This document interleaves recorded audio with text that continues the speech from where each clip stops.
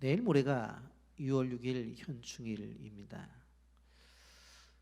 현충일은 나라를 위해서 목숨을 바친 병사들을 기억하고 그 충성된 마음을 본받자고 바로 이렇게 날을 정해서 우리가 지키고 있습니다. 6월에는 현충일뿐만 아니라 6.25 날이 또 있습니다. 그러기에 우리는 국가 공동체가 얼마나 소중한 것인가 하는 것들을 이 6월을 지나면서 좀 생각을 해보며 특별히 감사의 관점 속에서 좀 감사의 렌즈로 바라보면서 은혜를 나누고자 합니다. 지난달 24일 영국 시사지 이코노미스트에 따르면 미국의 비영리단체인 사회발전명령은 최근 기존 조사 결과를 다시 분석해서 세계에 있는 나라들의 웰빙 순위를 발표를 했습니다. 그 내용을 보게 되어지면 첫째로 식량과 물 등을 포함한 인구의 기본적인 욕구를 얼마나 충족시켜 주느냐, 두 번째로 교육과 보건 등의 장기적인 발전과 인프라가 되어져 있느냐, 그리고 세 번째로 기본과 자유 등을 포함한 사회적 기회 등에 주어지느냐 하는 항목들을 포함해서 선정을 했습니다. 단순히 국가적인 경제적인 발전, 잘 사는 것뿐만 아니라 국민의 삶과 그리고 건강에 대한 것들을 들여다 보았는데 한국의 위치를 한번 여러분들 보시기 바랍니다. 한국의 위치를 보게 되어지면 전 세계의 170개국 중에 21위를 차지했습니다. 한국의 순위는 아시아에서 16위인 일본에 이어서 두 번째로 높은 것으로 나타났습니다. 1990년과 비교해 볼 때 무려 순위가 17위에 상승한 것을 보게 되어지면 짧은 기간에 우리나라가 엄청난 변화를 겪었다, 그리고 잘 살게 되었다 하는 것을 볼 수가 있습니다. 여러분, 웰빙 순위 1위 국가는 스위스였고 이어서 노르웨이와 덴마크, 아이슬란드, 독일이 뒤를 이었습니다만은 미국도 31위에 그쳤고 북한은 149위를 기록하며 하위권에 머무른 것을 볼 수 있습니다. 여러분, 우리는 오늘 우리가 살아가면서 코로나를 경험하고 코로나 이후에 너무나 살기 힘들다고 이구동성으로 이야기를 합니다만은 다른 나라에 비해서는 우리나라가 잘 산다고 하는 것이 오늘 바로 객관적인 지표를 통해서 말씀하고 있는 것을 볼 수가 있습니다. 여러분, 작년 강원도 양양공항으로 관광 목적으로 외국인 100명이 들어왔는데 집단적으로 실종이 되는 일이 벌어졌습니다. 그래서 시험적으로 지방자치단체 속에서 좀 무비자로 받아들여서 좀 관광을 하고 돌아가길 바랐는데 관광으로 들어온 사람들이 한순간에 사라져 버렸어요. 나타나질 않아요. 무비자로도 노동을 하면 큰 돈을 벌 수 있겠다고 하는 생각을 그들이 가진 거예요. 여러분, 예전에 우리나라 사람들이 이제 미국에 가면 잘 살 수 있다고 생각을 해서 아메리카 드림을 꿈을 꾸고 얼마나 많은 사람들이 미국 가기를 소원했습니까? 요즘 보게 되어지면 노년에 다시 한국에 와서 살기를 원하는 사람들이 많이 있다는 이야기를 듣습니다. 여러분, 우리 인천에는 인하대학교가 있습니다. 인하대학교는 1952년 하와이 교포 50주년 기념사업으로 우리 인천시에 공과대학을 설립하자는 생각을 가지고 이승만 박사가 발의를 합니다. 이 일은 하와이에 일을 하러 간 노동자들의 후원금을 받아서 시작이 되어졌는데, 그래서 인천의 인, 하와이의 하자를 해서 인하대학교가 세워지게 된 것입니다. 그래서 그 명칭을 다른 것이. 그런데 이제는 코리안 드림을 품고 이주하는 외국인들이 넘쳐나는 시대를 산 것을 볼 수가 있습니다. 여러분, 힘들다고 말을 하고 어렵다고 말을 하지만 이 나라를 생각할 때 감사하는 마음으로 보게 되어지면 감사할 일들이 많이 있다고 하는 것입니다. 여러분, 요즘 심리학에서 마음이 아픈 사람들을 연구해서 치료를 하는 방법 가운데서 긍정 심리학이라는 이론이 있습니다. 어떻게 하면 이 사람에게 긍정적인 사고를 갖고 살게 할 수 있을까? 긍정 심리학의 대가인 마틴 셀리그만은 더 건강한 삶을 살기 위해서 어떻게 해야 되느냐? 감사를 찾아내야 된다. 그래서 그 개인의 삶 속에서 감사하는 마음을 품게 될 때에 더 건강한 개인이 되어지고 그 사람이 있는 공동체는 더 행복한 공동체가 될 수 있다고 그렇게 이야기를 했습니다. 여러분, 우리가 묵상하는 오늘 시편 135편은 감사 찬송시입니다.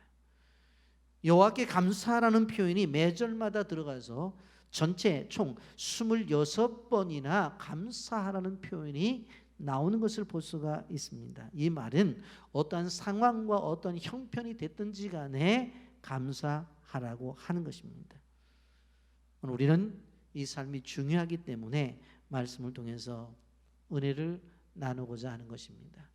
영상 보고 말씀 계속하겠습니다.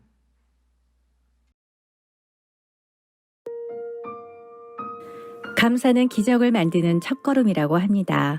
오늘의 감사가 내일의 기적을 만들기 때문이지요. 이렇게 감사가 중요하다는 것을 알면서도 우리는 감사를 잘 못하면서 살고 있습니다. 감사를 모르던 한 청년의 이야기입니다. 여러 회사에 이력서를 냈지만 번번이 면접에서 떨어진 한 젊은이가 있었습니다. 매번 떨어지자 자신에게는 배운 것도 잘난 부모도 내세울 만한 학벌이나 외모, 스펙이나 기술 어느 것도 가진 것이 없다며 그는 한탄했습니다. 세상이 자신만 따돌리는 것 같고 자신만 외면하는 것 같고 자신만 손해를 보는 것 같아 눈물이 나왔습니다. 의기소침하여 시간만 허비하고 있을 때 한 친구로부터 편지가 왔습니다. 그는 한순간의 실수로 죄를 지어 교도소에 있는 친구였는데 그 편지에는 이렇게 쓰여 있었습니다. 자유가 있는 자네가 정말 부럽네. 그는 바람을 쐴 겸 버스를 탔습니다. 주름이 유난히 많으신 할머니가 그를 바라보며 이렇게 말씀하셨습니다. 내게도 한때 자네 같은 젊음이 있었지. 젊음이 있는 자네가 부럽네 그려. 그 젊은이는 입원해 있는 친구 병문안을 갔습니다. 시한부 인생을 사는 친구는 하루를 1시간 단위로 나누어서 사용하고 있었습니다. 앞으로 살아갈 시간을 얼마든지 가지고 있는 자네는 정말 좋겠군. 집에 돌아오면서 생각해 보니 자신이 아무것도 가진 것이 없는 사람이 아니었습니다. 자유가 있고 젊음이 있고 살아갈 날들이 있고 시간이 있고 또 건강이 있고 생각해 보니 없는 것보다 있는 것이 훨씬 더 많은 사람이었습니다. 그는 그동안 하나님께 감사하는 생활을 하지 못한 것에 회개하며 감사 기도를 올려드렸습니다. 하나님, 저에게 화려한 스펙이나 학벌이 없어 하나님만 더 의지하게 하심에 감사드립니다. 절망적인 상태에서 하나님의 언약의 말씀을 붙잡게 하심도 감사드립니다. 저에게 자유와 젊음과 열심히 살아갈 수 있는 시간과 건강을 주심에 감사드립니다. 항상 기뻐할 수 있는 믿음을 주시고 주님을 찬양할 수 있음에 감사드립니다. 이렇게 감사가 넘치니 다시 시작할 수 있는 용기가 생겼습니다. 그는 다시 공부를 시작했고 당당히 자기 사업을 시작하여 성공한 청년 사업가가 되었습니다. 데살로니가 전서 5장 18절 범사에 감사하라. 이것이 그리스도 예수 안에서 너희를 향하신 하나님의 뜻이니라. 여러분은 요즘 범사에 감사하며 지내시나요? 감사할 일이 없는데 무엇을 감사하냐고요? 감사할 일이 있어도 감사하지 못하는 사람이 있고 감사할 일이 없음에도 감사하는 사람이 있습니다. 하나님은 말씀만 하시는 분이 아니라 그렇게 만들어주시는 분입니다. 감사할 일이 없는 상황에서도 범사에 감사하라고 하셨으면 하나님이 감사할 일을 만들어 주실 것입니다. 어떤 상황을 만나고 어떤 절망적인 상태에 있을지라도 모든 것을 합력하여 선을 이루시는 하나님을 바라보면 우리는 범사에 감사하며 찬양할 수 있습니다. 사람의 몸은 참 신비합니다. 마음가짐에 따라 몸 안에 전혀 다른 물질이 생성됩니다. 분노, 불만, 자기 연민, 두려움을 느끼면 몸을 해치는 아드레날린이라는 호르몬이 분비되지만 웃음, 기쁨, 감사, 매사에 긍정적인 사고를 하면 엔돌핀이라는 행복 호르몬이 나옵니다. 감사는 스트레스를 완화시키고 면역계를 강화하며 에너지를 높이고 치유를 촉진합니다. 미국의 유명한 정신과 의사인 존 헨리 박사는 감사는 최고의 항암제요, 해독제요, 방부제라고 말했습니다. 우리가 기뻐하며 감사하면 우리 신체의 면역 체계를 강화시켜 준다고 합니다. 우리가 1분 기뻐하며 웃고 감사하면 우리 신체에 24시간의 면역체가 생기고 우리가 1분간 화를 내면 6시간 동안의 면역 체계가 떨어진다고 말합니다. 그러므로 매일 기뻐하고 감사하며 감사약을 먹으면 몸과 마음의 건강을 잘 유지할 수가 있습니다. 탈무드에 보면 세상에서 가장 사랑받는 사람은 모든 사람을 칭찬하는 사람이요 가장 행복한 사람은 감사하는 사람이다 라고 말하고 있습니다. 그러므로 건강을 유지하기 위하여 항상 감사하는 우리 모두가 되기를 바랍니다. 우리 모두 범사에 감사함으로 긍정적인 에너지 파동을 주변에 전파하여 감사와 기쁨이 충만한 복된 하루를 보내시길 기도합니다. 오늘 시편 136편의 말씀의 전체적인 배경을 좀 보면서 깊게 말씀을 좀 묵상하려고 생각합니다. 본문의 배경을 보면 고난 가운데도 하나님께 감사하라라고 하는 말씀입니다. 오늘 시편은 바벨론 포로 시기에 쓰여진 것으로 우리가 생각을 하는데 언약의 백성인 유다 백성들이 세 차례 걸려서 바벨론의 침공을 받고 포로로 잡혀갑니다. 그런 전쟁이 임하게 되어지니까 성문 무너지게 되었고 집은 불타고 땅은 황폐화되었습니다. 그런데 더 나아가 바벨론에 사로잡혀 갔던 사람들도 힘들기는 마찬가지입니다. 왜냐하면 가보니 집이 있습니까? 아니면 농사를 지을 전답이 있습니까? 그런 목축을 하는 사람들이기 때문에 목초지가 있어야 되는데 그러한 것들이 여건이 쉽지 않았어요. 그러니 얼마나 힘들었겠어요. 그런데 그 가운데서도 오늘 1절에 보면 여호와께 감사하라 라고 말씀이 시작합니다. 왜 그럼 여호와께 감사하라고 했는가? 여기에 보게 되어지면 1절에 여호와께 감사하라 그는 선하시며 그 인자심이 영원함이라 그렇게 말씀하고 있습니다. 감사해야 될 근거를 설명합니다. 제일 먼저 인자심에 대해서는 이야기를 하죠. 인자심에 해당되는 단어는 헤세드라는 단어인데 인자, 인애, 자비, 연민 등으로 번역됩니다마는 바로 언약적 관계에 있는 대상을 향해서 절대적 사랑을 가진다라고 하는 것을 말씀하고 있습니다. 그 다음에 선하심을 이야기합니다. 이것은 토브라는 단어를 쓰는데 선한 또 좋은 것으로 번역이 되어지는데 언약적 관계에 있는 백성들에게 좋은 것으로 주신다라고 하는 의미를 갖고 있습니다. 그리고 여기에 보면 영원함이라고 했습니다. 단어가 올람이라는 단어를 쓰는데 영원, 계속, 항상, 언제든지 의미가 있습니다.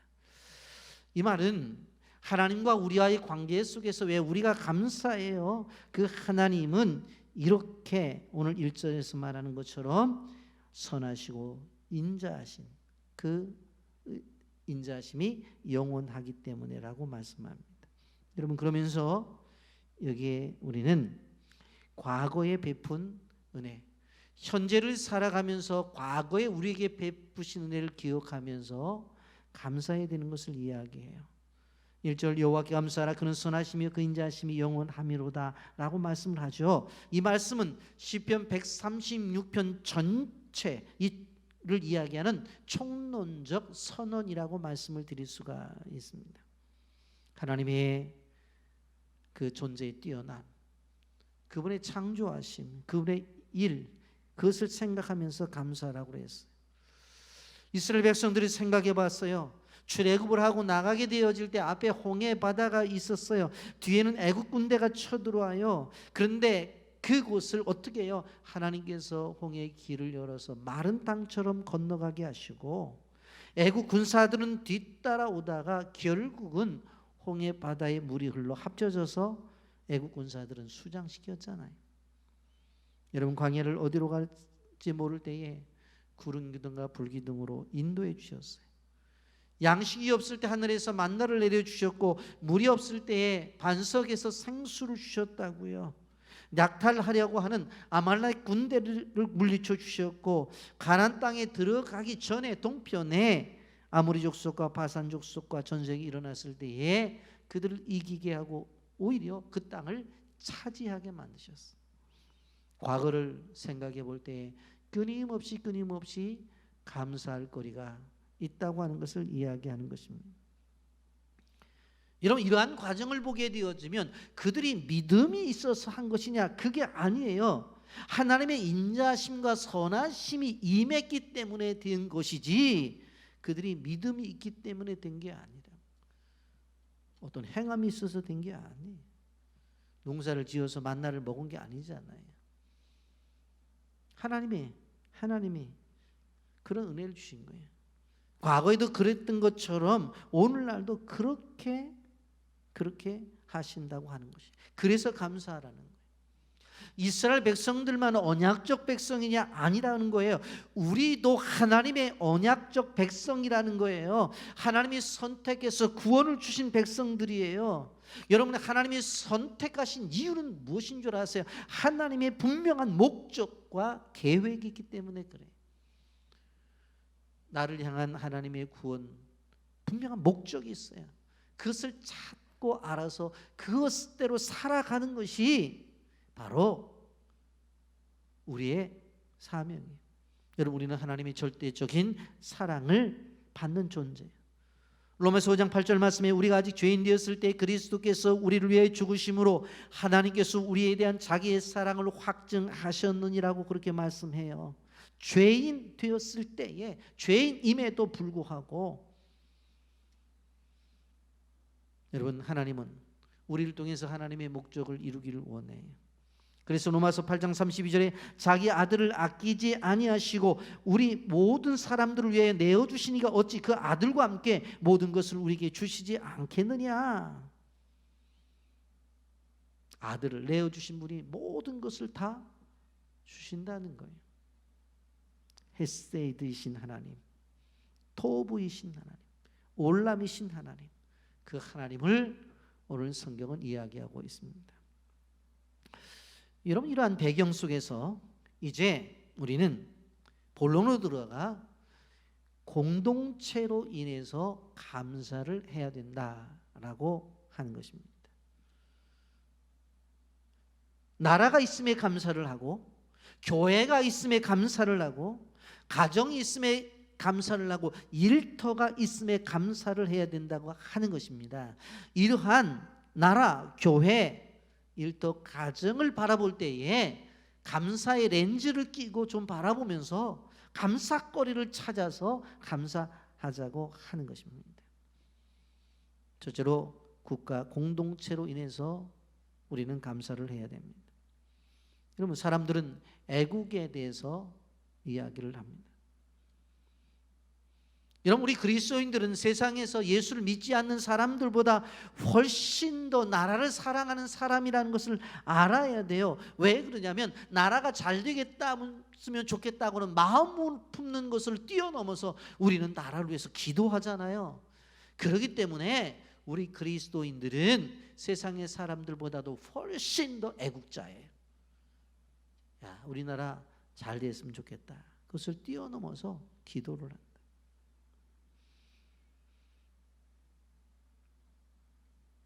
여러분, 하나님께서 국가를 주셨다는 것, 이것을 통해서 우리가 보호를 받는다는 일들에 대해서 우리가 많이 알고 있잖아요.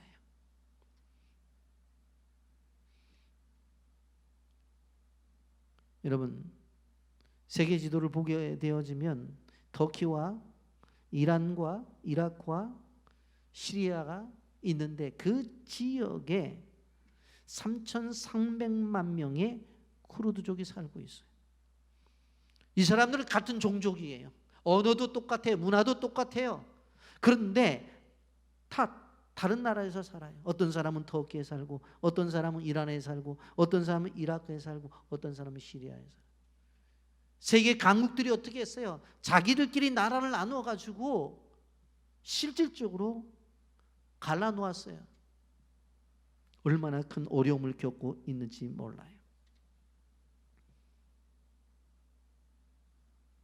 여러분, 우리가 국가 공동체를 인해서 감사를 드리면서 먼저 생각할 것은 무엇입니까? 전쟁의 승리로 인해서 감사를 해야 된다고 하는 것입니다. 여러분, 24절에 보게 되면 우리를 우리의 대적에서 건지신 이에게 감사하라, 그 인자심이 영원함이로다, 그렇게 말씀을 했습니다. 오늘 시편의 기자는 13절에 홍해를 가르신 이에게 감사하라, 그 인자심이 영원함이로다라고 말을 했죠. 여러분, 홍해를 왜 가르셨어요? 이스라엘 민족 공동체를 구원하기 위해서 홍해를 가르신 거예요. 그래서 그 홍해를 이스라엘 백성들이 건너잖아요. 그런데 뒤를 돌아다 보니까 애국 군대는 쳐들어 들어오다가 그만 어떤 일이 벌어져요? 홍해 바다가 흐름으로 인해서 다 수장을 당하는 거예요.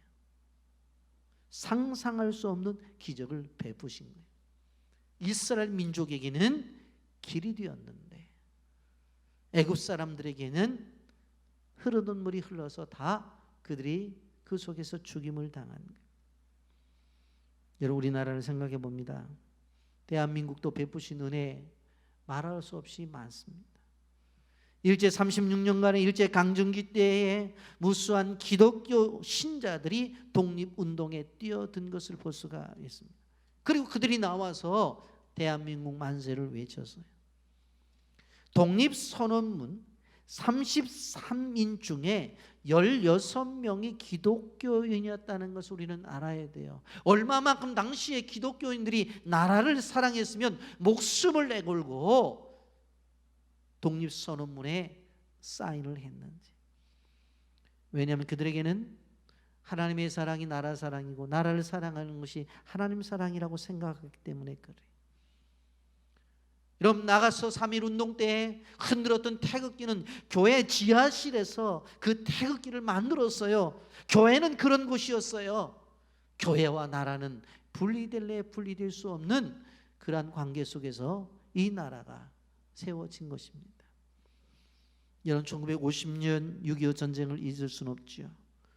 6월 25일 북한 공산군이 남북 군사 분계선을 넘어서 침략을 해왔단 말이에요. 준비가 되어지지 않았던 우리나라는 배색이 짙어졌어요. 그런데 세계 역사상 없었던 일이 벌어지잖아요. 16개국이 연합국을 만들어서 이 땅에 들어와 도와줌으로 말미암아 결국 승리를 이끌어서 이 땅에 자유를 얻게 되지 않나요? 6월을 맞이해서 우리는 무엇을 감사해야 돼요? 조국을 지켜주신 하나님 앞에 감사를 드려야 된다고 하는 것입니다.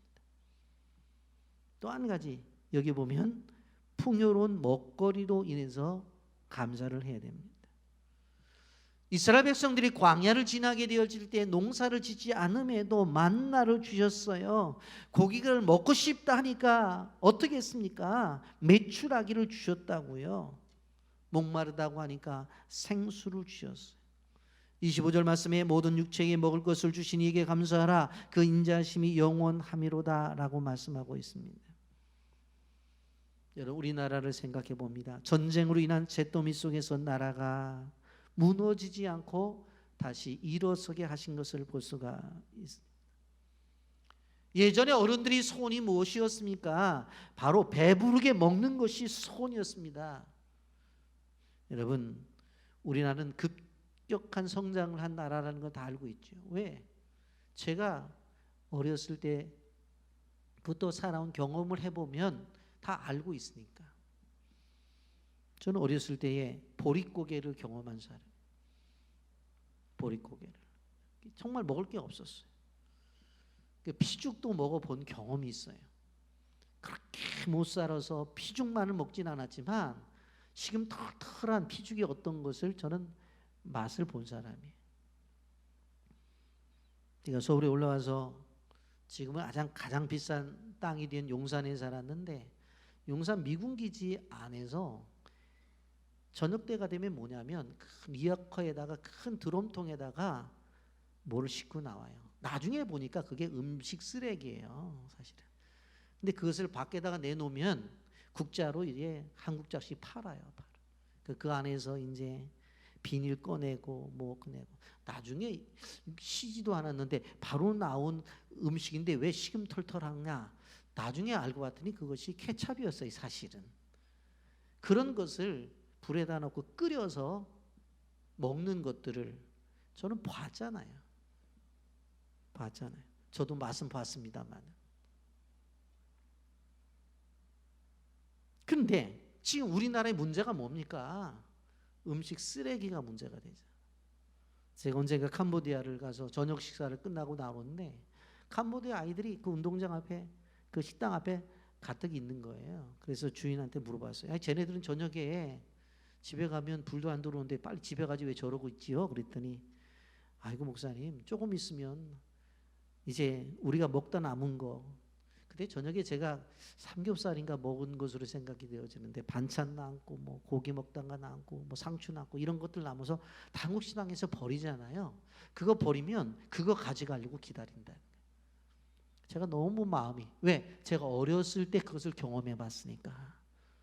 쉽게 말하면 음식 쓰레기물을 갖다가 먹던 게 우리 선조가 아니라 제가 어렸을 때 본 거예요, 중고등학교 때.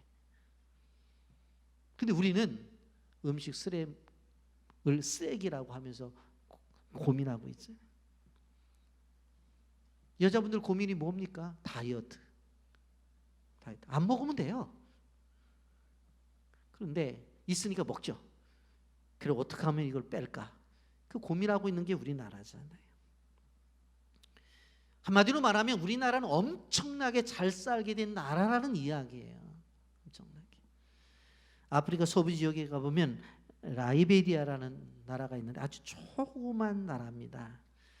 근데 시골 지역에 있었던 이야기를 들었는데 3,500명 정도 되는 마을인데, 그 마을에서 하는 것이 뭔가 하면은 건축 자재인 자갈을 만드는 건데, 큰 돌산에서 돌을 깨가지고 그 자갈을 만들어낸대요. 그런데 점만 띄면 망치를 들고 나간다는 거예요. 그러니까 얼마나 어린 아이로부터 노동을 하는지를 알 수 있잖아요.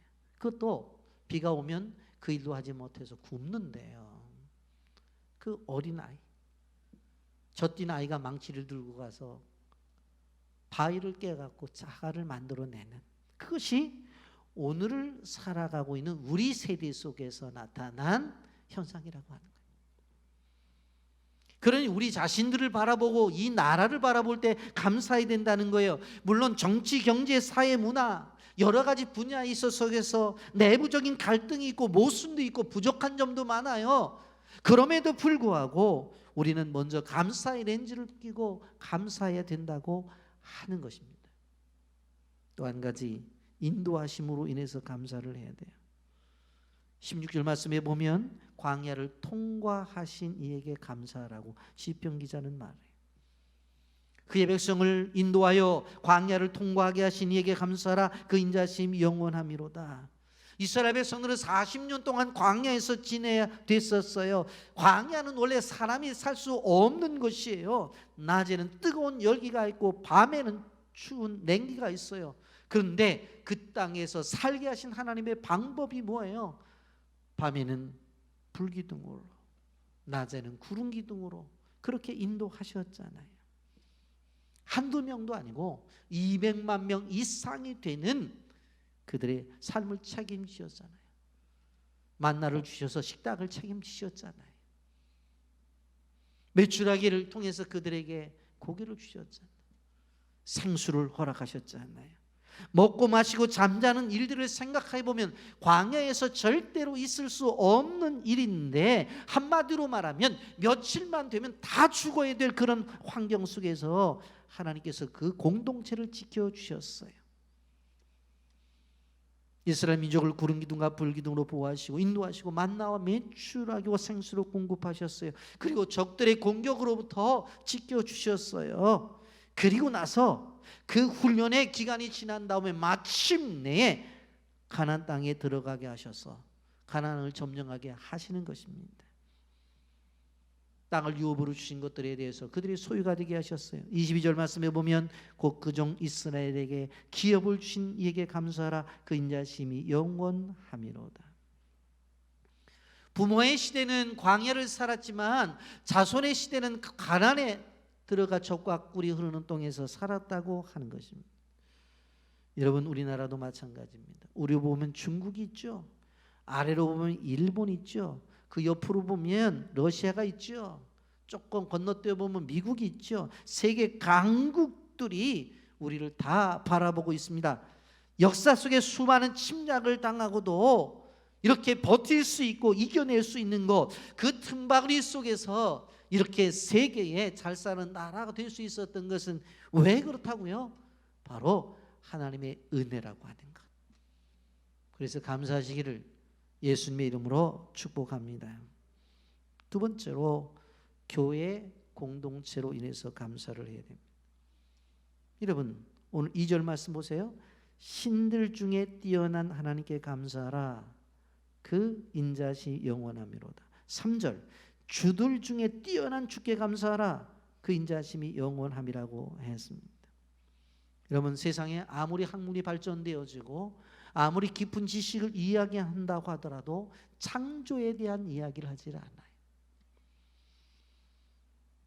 그리고 세상이 어떻게 통치가 되어지는 부분에 대해서 이야기를 하지 않아요. 더 나아가서 구원에 대해서 이야기를 하는 어떠한 공동체도 없어요. 오직 교회만이 창조를 이야기하고 오직 교회만이 구원을 이야기하는 거예요. 그렇기 때문에 우리가 기억해야 될 것은 이 교회 공동체가 얼마나 중요한지를 생각해 봐야 돼요. 설령 국가가 있다 할지라도 그 국가 안에 교회가 없다고 한다면 이거는 완전한 축복이 아니라는 것을 기억해야 돼요. 80년대 빌리 그레이엄 목사님이 우리 여의도에 와서 말씀을 전했죠. 큰 부흥의 역사가 나타났었습니다. 근데 그가 떠나면서 이런 말을 남겼습니다. 나는 캐나다에 가서 집회를 하면서 숲속에 새소리에 잠을 깼다. 나는 일본 도쿄에 가서 집회를 하게 되어질 때 아침에 자동차 엔진 소리에 잠을 깼다. 그런데 한국에 와서 나는 아침에 교회 종소리에, 새벽 종소리에 잠을 깨었다. 새벽에 깨어 기도하는 나라, 한국은 세계의 희망이다라고 유명한 물을 남겼습니다. 여러분, 한국 교회는 기도하는 교회입니다. 한국 교회는 새벽을 깨우는 교회예요. 그러다 보니 놀라운 부흥도 이루었지만 경제적으로 잘 사는 나라가 되었다고 하는 것입니다. 여러분, 한국 교회만큼 하나님의 말씀을 귀히 여기는 교회가 없어요. 세계 교회들이 많이 있지만 성경을 무시하는 자유주의 신학이 앞서가 있지만 한국 교회는 말씀 중심의 신앙을 통해서 말씀대로 살아가기 때문에 이 보수 신학이 깊이 뿌리를 받고 있기 때문에 건강한 교회들로 세워져 있는 것입니다. 남북한이 같은 동족이죠. 갈라져 있을 뿐이에요. 오랜 세월이 지난 다음에 엄청난 경제적인 격차가 보여지고 있습니다. 왜 그랬을까? 위에 있는 사람들이 게으르고 남아있는 사람들은 부지런해서 부지런하기로 따진다면 그 사람들이 더 부지런해요. 왜 그랬을까? 한 가지 이유입니다. 자유가 있느냐 없느냐의 차이. 그런데 우리가 기억해야 될 것은 이것은 단순한 자유가 아니라 무엇입니까? 북쪽에는 신앙의 자유가 없는 것이고 남쪽에는 신앙의 자유가 있는 거예요. 우린 끊임없이 예배하는 예배의 자유가 있고 끊임없이 기도하는 기도의 자유가 있고 복음을 전하는 전도의 자유가 있는 거예요. 그리고 우리가 세계 선교를 할 수 있는 선교의 자유가 있는 거예요. 수많은 자유를 가지고 우리가 하나님 앞에 충성하기 때문에 하나님이 우리에게 축복을 주신 거예요. 아멘입니까? 여러분, 교회를 통해서 복음이 증거되어지고 교회를 통해서 끊임없이 하나님과 관계를 맺는 기도가 지속되어지고 교회를 통해 수많은 사람들에게 복음을 증거하되 이 땅에서 열방까지 복음을 전하는 그러한 것들이 우리 속에 있을 때 하나님은 절대적으로 우리를 지켜주신다는 사실을 기억하셔야 돼요. 그래서 끊임없이 교회는 예배, 기도, 전도, 선교 할 것 없이 끊임없이 교회가 가지고 있어야 됩니다.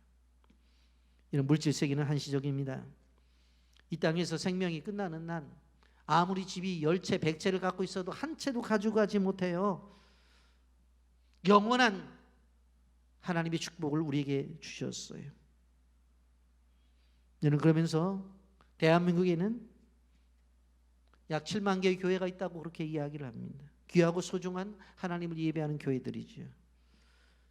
그러나 우리가 기억해야 될 것은 수많은 교회가 있지만 내가 섬기는 교회를 가장 가치가 있고 귀하게 생각해야 돼요. 내가 출석하는 교회에 대해서 관심을 가지고 나가야 된다는 거예요.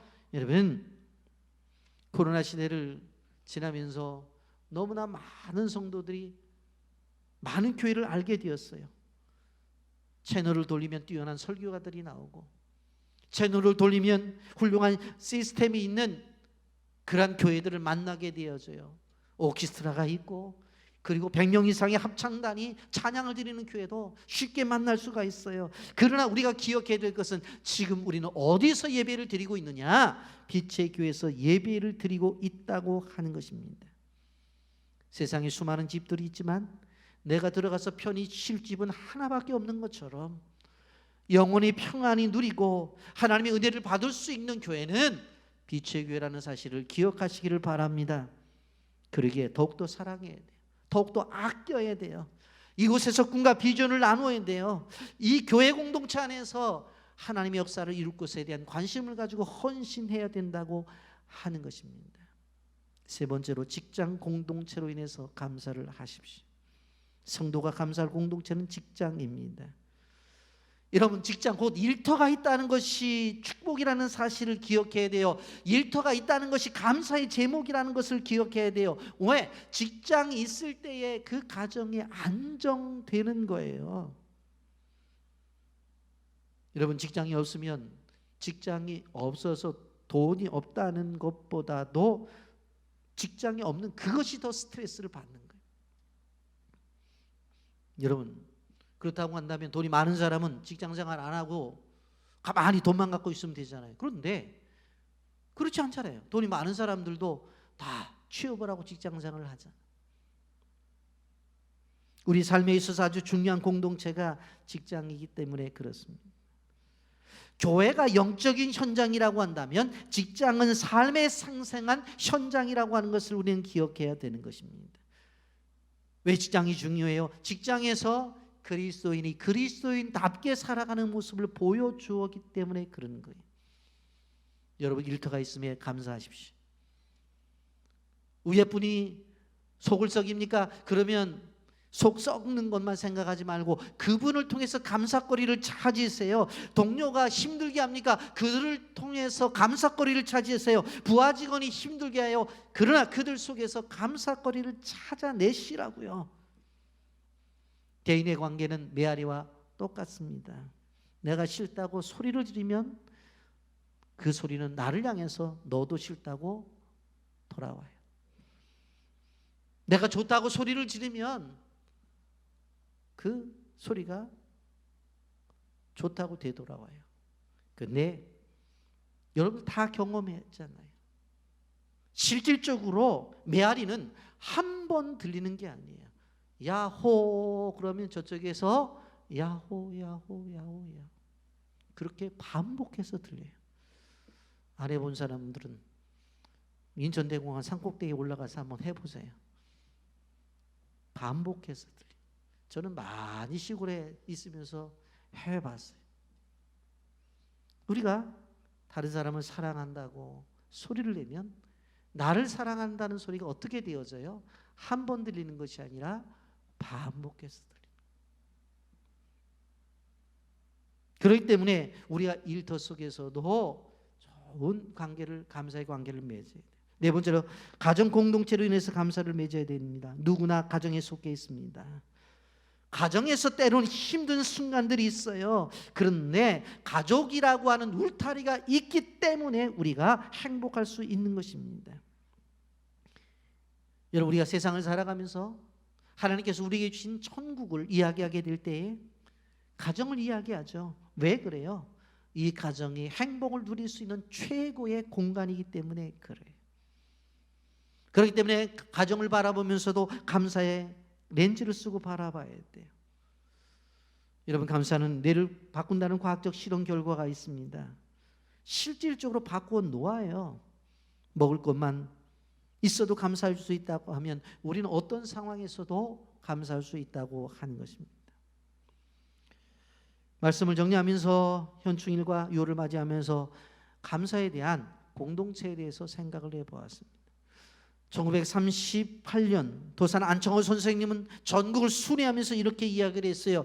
우리 조선 백성들의 손에 성경이 놓여지면 이 땅은 바로 서게 될 것이다. 민족의 지도자인 안창호 선생님도 우리 손에 성경책을 주장했어요. 1948년 5월 30일 독립대한민국이 처음으로 국회가 열리는 재헌국회, 석상에서 어떤 일이 있습니까? 당시에 국회의장이 이승만 박사였는데 이승만 박사는 뭐라고 얘기를 해요? 그 국무회원 중에 이운영 목사님을 지적하면서 나와서 기도를 하라고. 그 감사 기도로 우리나라 국회는 시작이 되었습니다. 이 나라가 하나님 나라 앞에 감사로 시작이 되었다고 하는 것은 얼마나 대단해요. 여러분, 지금 우리는 애국가를 부를 때에 하느님이 보호하사 그렇게 학교에서 하지만 실제로는 하나님이 보호하사 우리나라 만세였어. 여러분, 세계 국가 중에서 실질적으로 국가가, 애국가가 찬송가인 나라는 거의 없어요. 우리나라는 하나님께서 은혜를 주셔서 찬송가 부를 때마다 하나님이 보호하사 우리나라 만세.